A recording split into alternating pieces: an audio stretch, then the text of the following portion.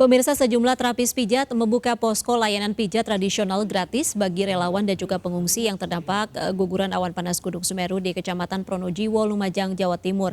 Puluhan relawan dan juga pengungsi memanfaatkan layanan ini untuk merelaksasi tubuh mereka. Sementara itu, tim Trauma Healing mengajak badut untuk menghibur anak-anak di lokasi pengungsian di Desa Supiturang.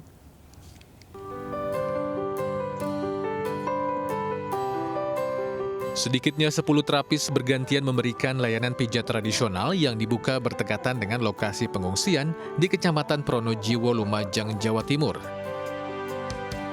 Terapis melayani berbagai macam jenis pijat tradisional, mulai pijat Jawa, keseleo, kerokan, hingga lintah wuwei.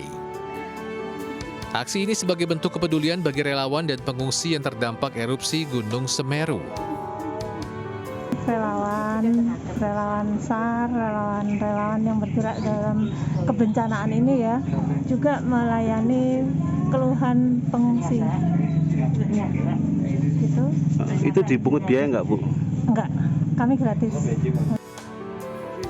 Aksi ini mendapat respons positif dari relawan. Mereka mengaku sangat terbantu dengan layanan gratis ini. Harapannya sangat baik sekali, apalagi buat kita-kita yang relawan ini yang dengan kepadatan aktivitas kita menguras tenaga, menguras pikiran, dan tentunya kita jadi capek gitu ya. Dan dengan adanya beliau-beliau yang hadir di sini, ini sangat membantu kita memulihkan kesehatan kita seperti itu. Sementara itu, tim Trauma Healing menghadirkan badut untuk menghibur anak-anak di pengungsian SDN Supiturang 4, Kecamatan Pronojiwo. Keceriaan terpancar di wajah anak-anak saat badut melakukan sulap dan permainan. Anak-anak sejenak melupakan bencana yang baru saja menimpa mereka. Tim Trauma Healing dan badut rela berbagi keceriaan untuk memulihkan kondisi psikologis anak-anak pengungsi. Ya contohnya kayak ini tadi kita hibur adik-adik yang di sini supaya mereka senang, supaya mereka tidak memikirkan apa yang terjadi kemarin. Alasan mau Mas kesini kenapa Mas? Ya karena kita tidak bisa berikan apa-apa, kita cuma bisa berikan hiburan biar Tuhan yang menghibur. Dari Lumajang, Jawa Timur, Saif Hajarani, iNews melaporkan. Ya, salah satu relawan yang ikut terjun ke lokasi terdampak erupsi Semeru adalah Tubagus Zainal Arifin dari Relawan Berakhlak. Bagi pria yang dikenal sebagai Uncle Tibob ini, Semeru menjadi misi terkini aksi kemanusiaan tim relawan yang dimotorinya. Ya, beginilah aksi relawan berakhlak Tubagus Zainal Arifin atau yang dikenal sebagai Uncle Tibob dalam menghibur anak-anak pengungsi erupsi Semeru di salah satu posko pengungsian. Dirinya mengajak anak-anak tersebut menari mengikuti irama lagu. Aksi ini merupakan salah satu kegiatan yang dilakukan tim relawan. Kegiatan lainnya yang dilakukan tim relawan berakhlak adalah ikut mencari dan juga mengevakuasi korban guguran awan panas Semeru serta membagikan bantuan kepada para pengungsi.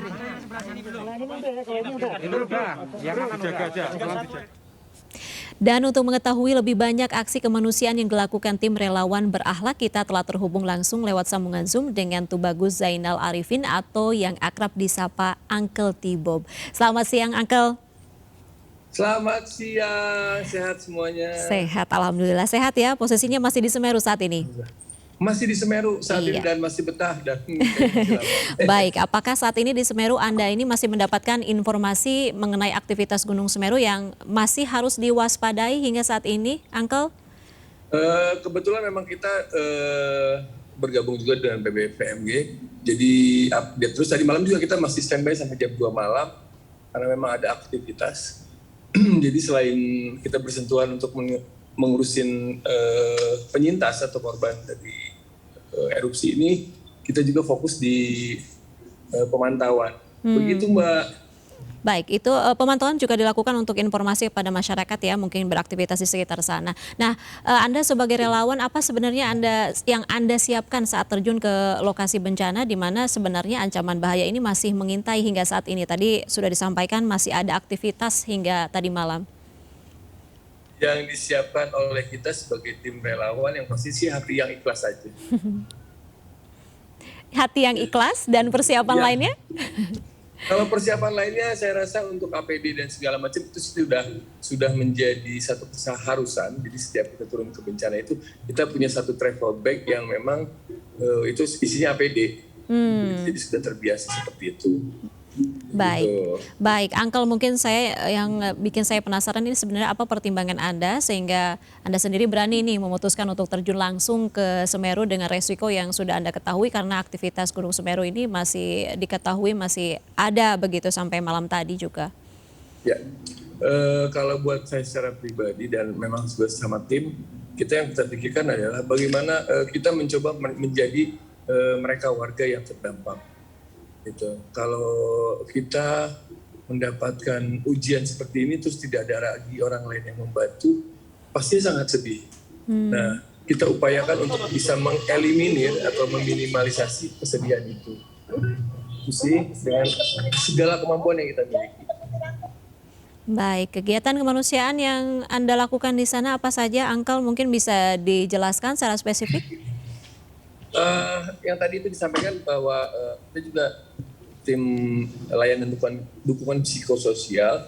Jadi mohon maaf kalau sekarang itu sudah bukan trauma healing lagi bahasanya. Jadi bahasanya itu dukungan psikososial.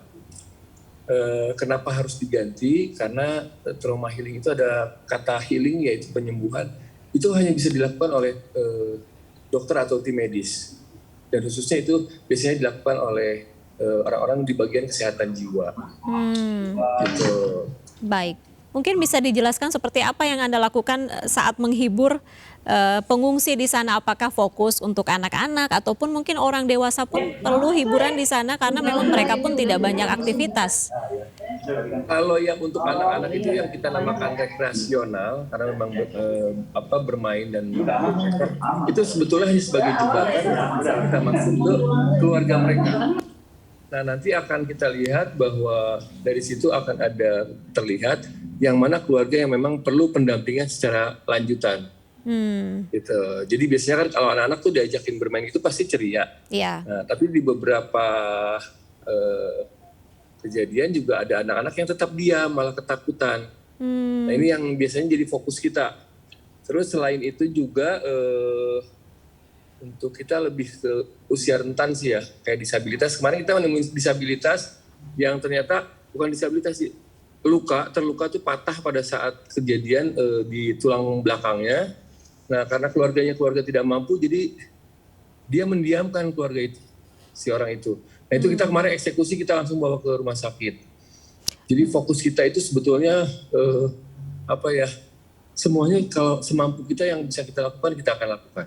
Banyak hal yang dilakukan di sana ya, tapi tadi Anda melihat secara keseluruhan kondisi pengungsi dari sisi psikisnya itu seperti apa? Apakah sudah mulai mungkin kehilangan daripada traumanya atau bagaimana? Itu, jadi ini berbeda nih. Fokus kita mulai agak berubah sekarang, berbeda dengan tempat lain juga di kejadian bencana. Kemarin kita sempat ngobrol malam itu sama warga dan mereka bantuannya, Pak, kalau bisa jangan bantuan logistik lagi. Tolong pikirkan bagaimana caranya supaya kami bisa memindahkan barang dari rumah yang sekarang ke rumah keluarga kami untuk sementara. Jadi saat ini banyak penjarahan. Iya. Nah itu, besok tuh kita sudah mulai menyediakan dump truk yang biasa tadinya mengangkut pasir di lokasi itu kita sewa, jadi dia tetap dapat penghasilan untuk memindahkan barang-barang warga ke rumah keluarga terdekatnya. Gitu. Jadi kita yang sewain dump truknya. Tapi Gitu. kondisi di lokasi terdampak saat ini kan juga memang bahaya begitu dan juga penjagaan ketat dilakukan di sana. Artinya bagaimana distribusinya tadi untuk memindahkan barang-barang berharga milik warga ke tempat yang lebih aman itu? Ada titik-titik di mana yang memang tidak masuk di jalur merah. Kalau di jalur merah memang sudah. Tadi saya kebetulan juga dari sana kita melakukan SR bareng sama Basarnas, TNI Polri, itu juga yang jadi background saya itu per hari tadi karena kita bikin pengumuman juga untuk warga masyarakat yang mencoba melakukan masuk dan melakukan biasanya selfie gitu, kita nyatakan bahwa ketika mereka masuk dan terjadi apa-apa kita tidak akan fokus mencari mereka. Nah, di sisi itu kita sampaikan kepada teman-teman yang memang bergerak di sana untuk mengizinkan warga mengambil barang-barang. Tentunya dengan pantauan kita semua. Gitu. Jadi tidak dilepas warga hanya sendiri. Ya. Tapi setiap kendaraan yang bergerak ke sana itu ada tim kita minimalnya 3 orang untuk mendampingi, menjadi pemantau situasi. Seperti itu yang kita lakukan. Baik, mungkin ini pertanyaan terakhir. Bisakah Anda ceritakan apa sebenarnya suka dukanya berjuang di sana sebagai relawan, Uncle? Aduh, kalau suka duka, kalau dibilang suka semuanya. Kalau dibilang duka nggak ada kalau buat aku. Jadi kalau memang ada dukanya ngapain juga kita kesini ya. Jauh-jauh dari rumah, terus kita susah-susah hidup di sini, terus hanya mendapatkan duka, lebih baik pulang. Gitu kan? Ya. Nah, jadi buat saya, semua tempat di sini itu indah, luar biasa.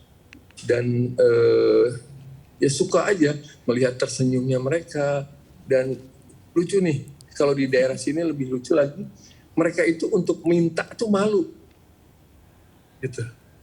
Kayak di pos, salah satu pos kita siapkan es krim dan segala macam yang free buat para penyintas itu. Kita tawarin, ayo mau nggak itu es krim? Enggak gratis kok. Malu. Jadi kita yang bawain ke mereka sampai datengin gitu.